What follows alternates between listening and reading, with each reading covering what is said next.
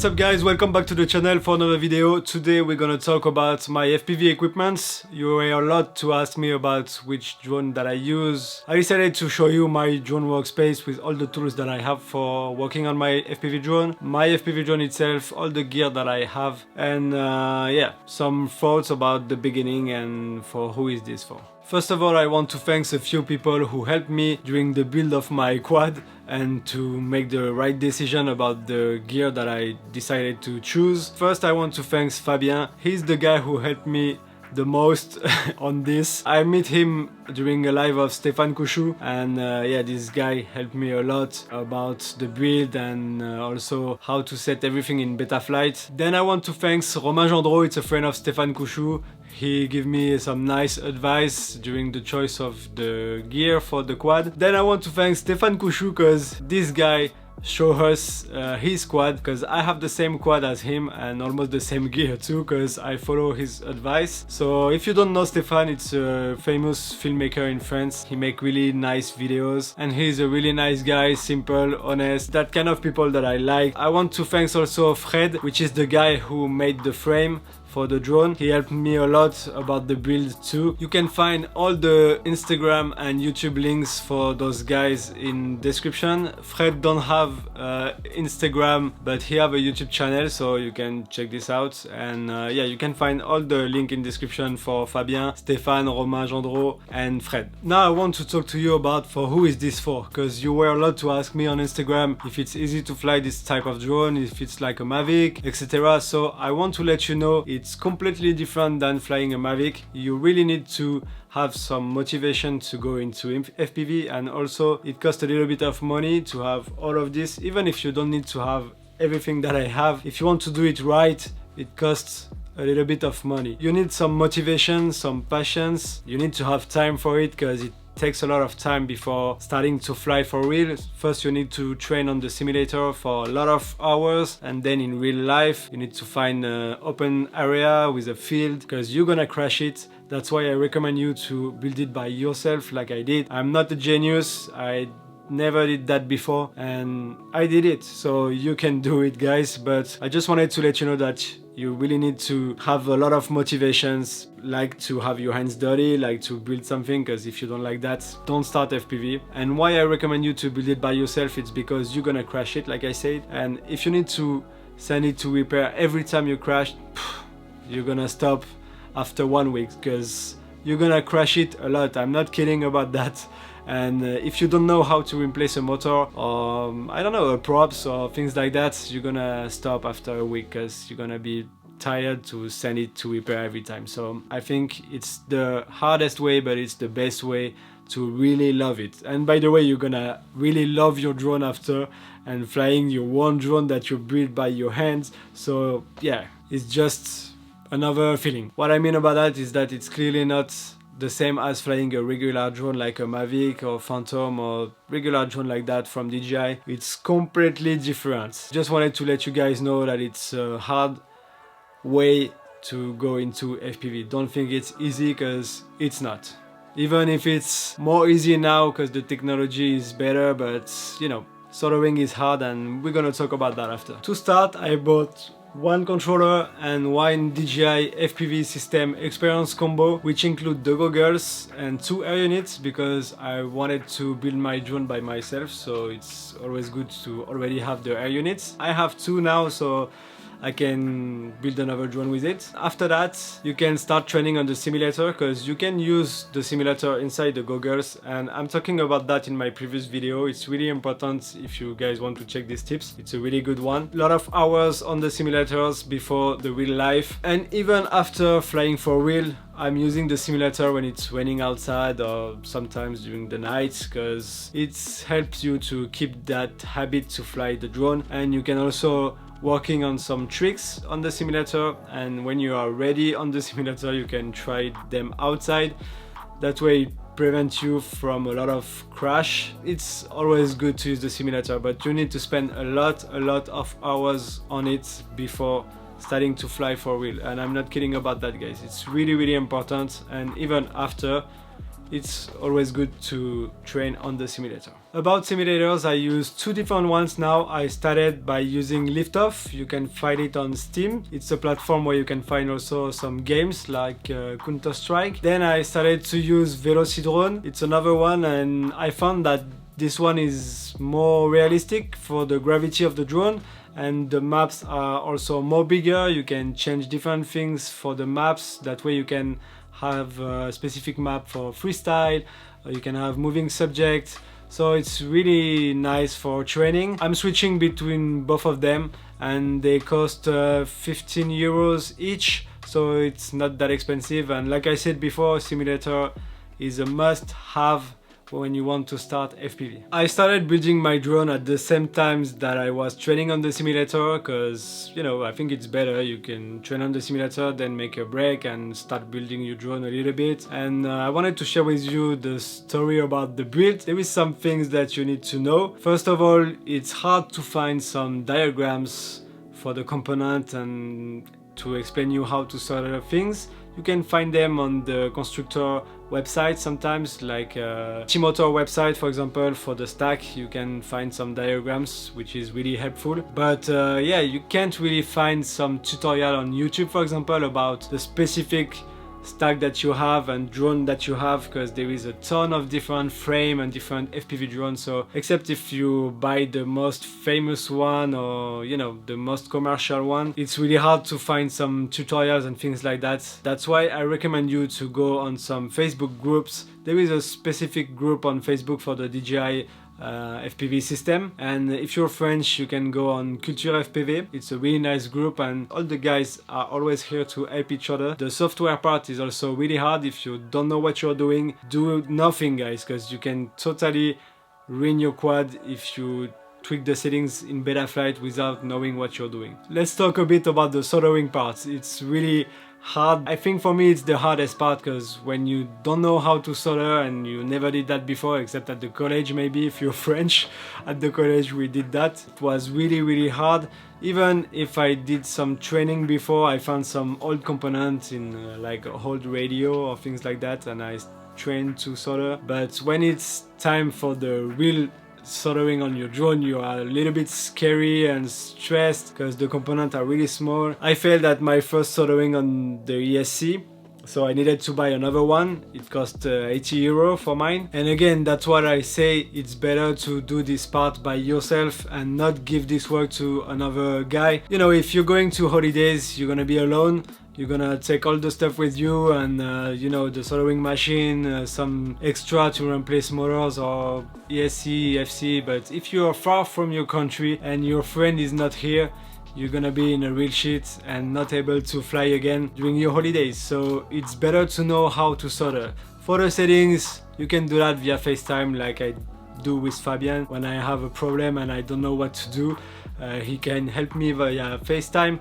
But for the soldering parts, you need to know how to, guys. And yes, it's a little bit hard, but there is things more harder in life. So learn how to, and when you know, after you know for all your life. And for sure, you're gonna have to change some things on your drone, not every time, but a lot of times, so it's better to know how to do this. Before starting to talk about all the gear and tools that I use all the time, I wanted to show you my drone workspace, how it looks like. So let's start with this part. You have different boxes to store different things like props, gear boxes. Here is my Tovel lipo bag. It's always good to have this in your bag in case of fire. This bag gonna save your life. So really nice bag, and you can store a lot of batteries inside. So always having this bag with me during trip or travel. Here we have different compartments again to store all the things that I need to work on my drone here. This is a Tropico to tropicalize your drone, really useful. I already did it on mine. This is a charger for my TS100 when I want to work here. That way I don't need to use a LiPo battery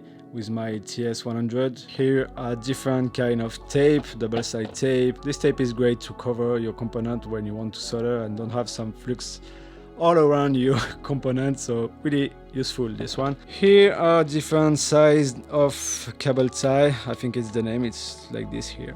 So yeah, a lot of different size of this. This is to cover some cable on your arm. Here I have different size of It's called gain thermic in French, I don't know in English, but I have a lot of different sizes of this. Here I have some extra motors, extra ESC, 2 different air units. One is on my drone actually, and another one for another drone, or for this one in case I need to change it. And the last one is where I put everything for the quad. Some extra, like extra GoPro mount, extra spacers, extra battery straps. This is to maintain the cable on the arm, extra screws, all the things only for the frame and for the quad. Now it's time to talk about my equipment.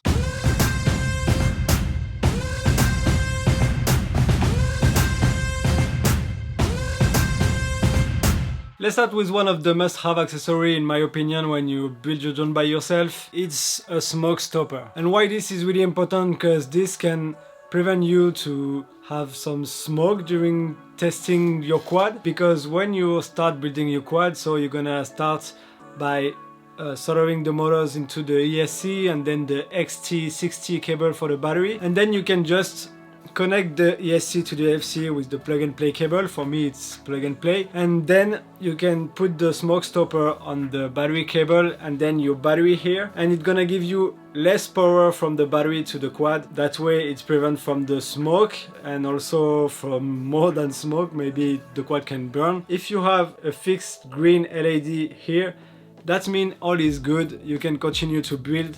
And if it's not solid green, that means you have a problem and you need to check your soldering parts.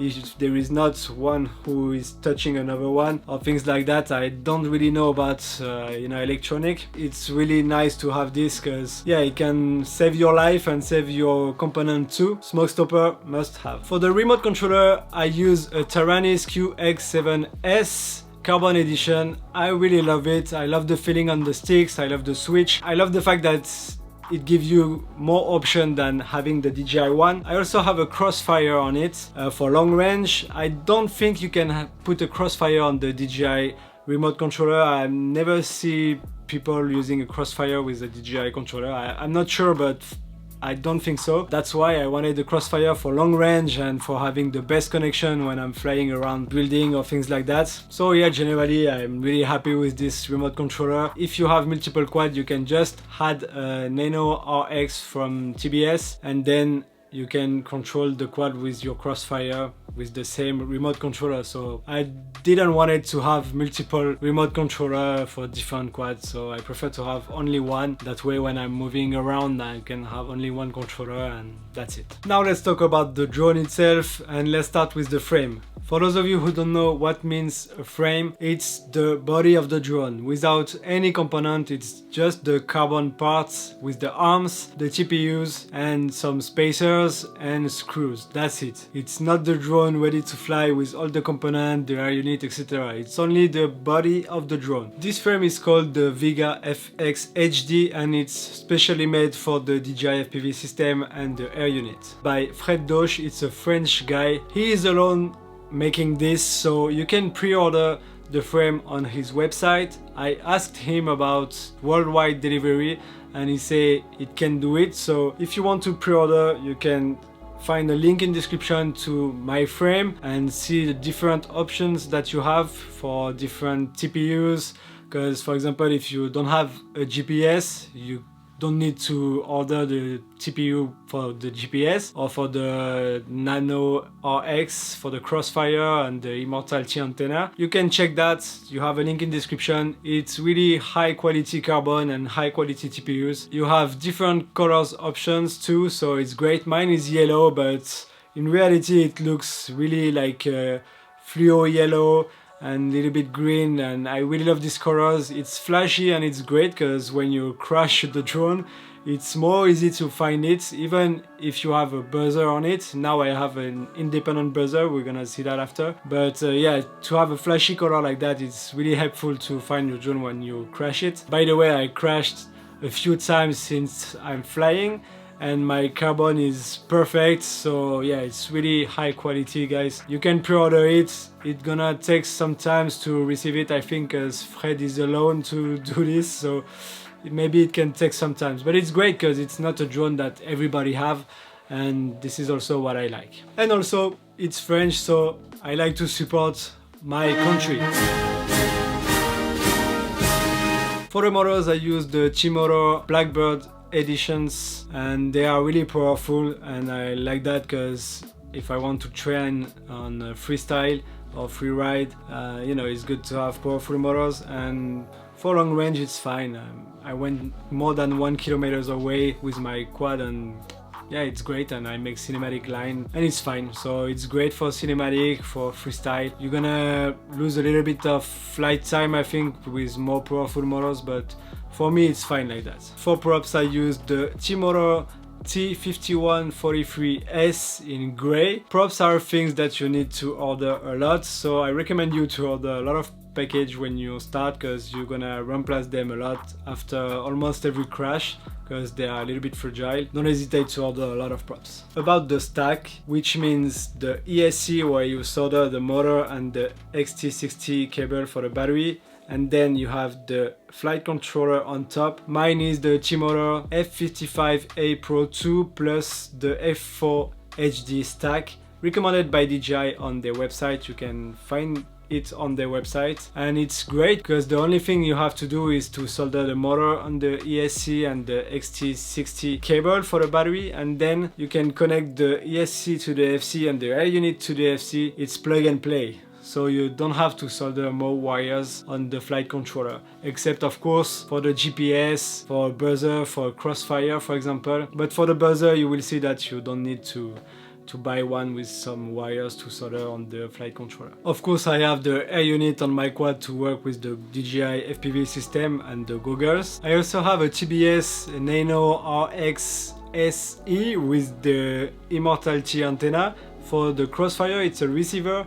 If you don't have a Crossfire, you will need to have another receiver from FrSky if you use the Taranis. So you don't necessarily need to have a Crossfire to control your drone, but if you want the best signal as possible and the best reception, nothing better than a Crossfire. The next things that I have on my drone is a GPS. It's a Matek one. I had the TBS one before, but it was not working really great, so I decided to upgrade and take a better one. The TBS one is 15 euro and the Matek is 34-35 euro, but it works really much better, so I decided to switch from the TBS to this one. And the reason why I put a GPS is because it's great to have the information of your position, your main position, the position of the pilot, and also you can set a rescue mode, which is kind of return to home that we have on other DJI drones. I didn't test it yet, and also I don't have all the information on my OSD, which is inside the goggles when I'm flying. I set everything correctly in Betaflight, but I don't have those informations. I don't know why, but DJI are gonna release an update pretty soon, and we are supposed to have all those informations for those of you who have a GPS, so I can't wait for this. And I really need to try if the GPS rescue mode is working for now, but I will try it soon and let you guys know. And yeah, it's good to have all those informations of your position, and the rescue mode can save your life, because a few days ago I was flying inside the huge mountains. I was at like more than 1 kilometer away, and I make a dive, and after the dive I went like this, and then I was behind huge rocks, and I lose the video inside my goggles. So I kept my fingers on the sticks because I was flying back to me, and I prayed a lot, and the video disappeared. And then a few seconds after, the video coming back, and my quad was like this, so I were able to move it and come back to me. But honestly, it was a huge chance for me, because I was like, okay, this drone is gone, goodbye. But finally I were able to make it coming back to me, so thanks God. Next is the buzzer, and it's an independent buzzer. And why I choose to have an independent buzzer, it's simply because I don't know, but I think if you have a buzzer that you need to solder the wires into the FC, if you crash and the battery is removed by the crash, maybe it's not gonna work, because he needs power to work. So this one is independent. You have a really small LiPo battery on it, and you can charge this buzzer via USB, and it works for like 30 hours I think. So I just activate it when I start flying, so in case of a crash. And he also have a LED light on it, so if it's dark outside you're gonna see a really big flash when it's beeping also. Really great, I'm really happy with that. I also changed the antenna from the air unit. I changed the stock ones to the TrueRC ones. They works better, so better reception, better signal, it's better. For the goggles, of course, the DJI one, but I also changed the stock antennas here and I put the TrueRC ones for a better signal and better reception too. They works great with the antennas of the air unit, and to have this here, it's perfect combo. To record my footage, I use a GoPro Hero 6 Black, which is the most recommended one when you're using Real Steady Go, which is the software to stabilize your shots. And I will make a video about my GoPro settings and Real Steady, because there is some settings to change inside Real Steady to make your footage looks better. So I decided to make a dedicated video about my GoPro settings and Real Steady and how I stabilize my footage from the GoPro. With the GoPro, of course, I use filters from Polar Pro, and I want to thank them because they sent me this pair of filter. I have ND8, ND16 and ND32, so thanks Polar Pro for those filters, really useful, and you really need to have this on your GoPro. It's like your Mavic or other drones, we always need filters. Now let's talk about the batteries, and a lot of you ask me on Instagram how long is the flight time with an FPV drone. Don't expect to fly like a Mavic 30 minutes or 20 minutes, 25, 27, but don't expect that with an FPV drone. Mine is a 5-inch, I forget to tell you that. It's a 5-inch quad. For FPV, it depends on what you have on it, the weight of the quad, the motors that you use, the props. A lot of different things can change the flight time. Mine is flying around 3 to 4 minutes. It depends on what I'm doing. If I'm doing freestyle, it's gonna be less, because with freestyle you're gonna use a lot of throttle. Depends on what you are doing, but if I'm doing just cinematic line, 3-4 minutes, so it's okay for me. I have 13 batteries, so it's fine. I use the Tattoo Airline 2000 mAh 120C version 3. They works great, and I'm really happy with that because they are high quality batteries, and you need to be really careful with FPV batteries because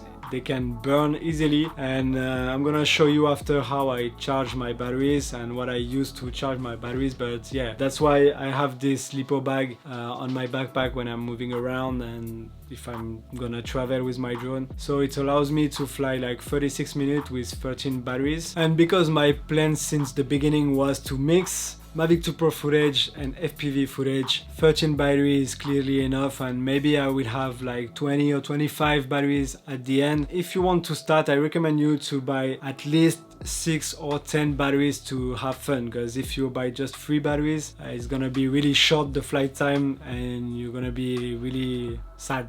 So I recommend you to buy minimum 6 or 10 batteries. Now I want to talk to you about some accessories that I bring with me outside or here to work on my drone. And the first one is the TS100. It's a small soldering machine with a small pin, which is really great to solder small component like on the FC for example. I have a bigger station at home, but I use it for pretend the ESC for the motors and the XT60 cable for the battery. I prefer to use the bigger one because the pads are more bigger and the ESC, but you can totally build your quad with the TS100. The fact that you can connect it to a LiPo battery makes you happy when you are outside and you have a problem and you need to fix something, you need to solder something. So this is a small kit that I bring always with me with some tools, and those tools plus the TS100 and a knife and different things that I need in case of problem or in case if I need to remove something of my quad, because pretty much all the screws on the quad are the same size, so you don't really need a lot of different tools, and this is my kits for when I'm outside. Now let's talk about battery chargers. I have 2 different battery chargers for my batteries. I wanted to have just one, but because of the Chinese New Year's I ordered the first one in December and he arrived in February, so I decided to buy another one before because my quad was ready and I wanted to fly, so I didn't have the choice. And the first one, the smaller one, is from ISDT, is the Q6 Pro. And this charger is really nice, but you can just connect one battery to it. I use a parallel board from ISDT, that way I can charge 4 batteries at the same time. And why I choose to use those parallel boards, because I know there is some cheaper one, but I'm not feeling really confident with those cheaper parallel boards that you can find for €9. And like I said before, you need to be really careful with those batteries because it can be really dangerous. You need to stay close to them when you're charging your batteries because it's not like the Mavic 2 Pro batteries, so you really need to be careful. That's why I choose those parallel boards who are a little bit more expensive, but I'm really more confident with them, and they are really small and I like that. They are a little bit heavy compared to the other one, but they feel really nice product, and this is what I like too. The only downside of this charger is the fact that it doesn't come with a power supply, so you need to spend extra money to buy an external power supply to charge your battery and to use this charger, and you need to buy one with an external XT60 connector because it works like that. And mine works great, but it's really heavy. It's really more heavy than the charger itself, so that's why I make the decision to leave this charger here at home. And when I'm at home, I use both chargers with parallel boards to charge all my batteries. It's the only downside of this charger, and that's why when I'm going on a trip I use the bigger one. I mean, I say bigger, but it's not a big one. So let's see the other one. My second charger is the ISDT D2,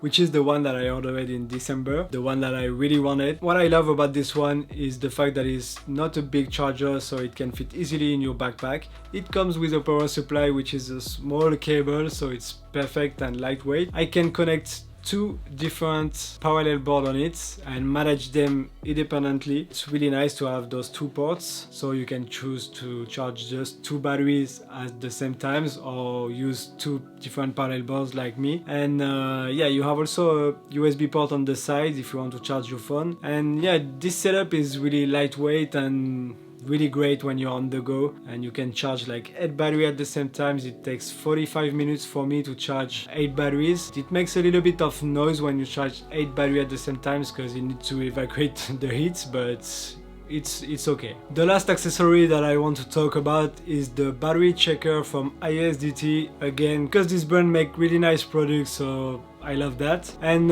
this is really useful because you can check the voltage of your batteries and also the cells of your batteries, and you can also connect the XT60 from your batteries to it, and then you can access to the menu. You can charge your phone via USB port on the side using your LiPo battery, and you can also rebalance your cells, and this is really important if you have a huge difference between them. So you can rebalance the cells of your batteries using this small accessory, so it's really useful. And before charging your battery, you can also check the voltage of each battery with this, so really helpful. It's a really small accessory and it don't need a power supply because the power comes from your battery. Now I want to share with you how I charge my batteries, because maybe some of you are interested about that, because I'm using parallel board and it's you need to know how to use them because it can be really dangerous. It's not a joke, guys. The fire can start with those batteries, so be really careful about that. Don't make your house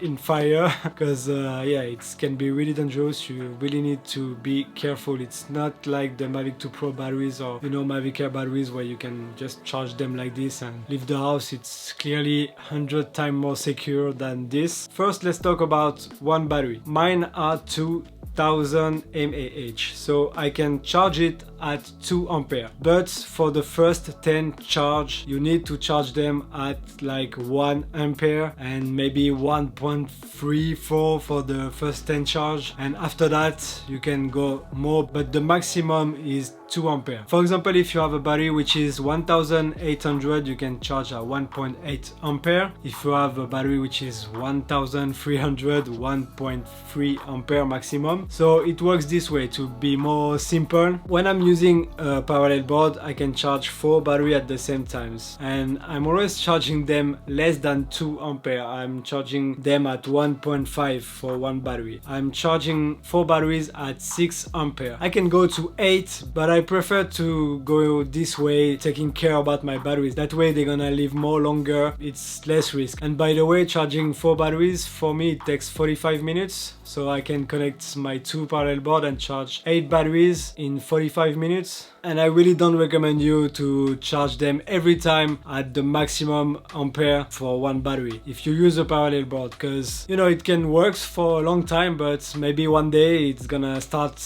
you know, explode and make fire, and you know you're gonna have real trouble. So I prefer to charge them at less power than the maximum, and maybe sometimes if I'm in a rush I'm gonna charge them at the maximum ampere for each battery. When I'm not in a rush, I prefer to charge them at 1.5, and that's it. So you have one battery, it's 1.5. If you charge 4 battery, it's 4 times 1.5, which is 6. Because to be honest, I prefer the safety way than the risky way.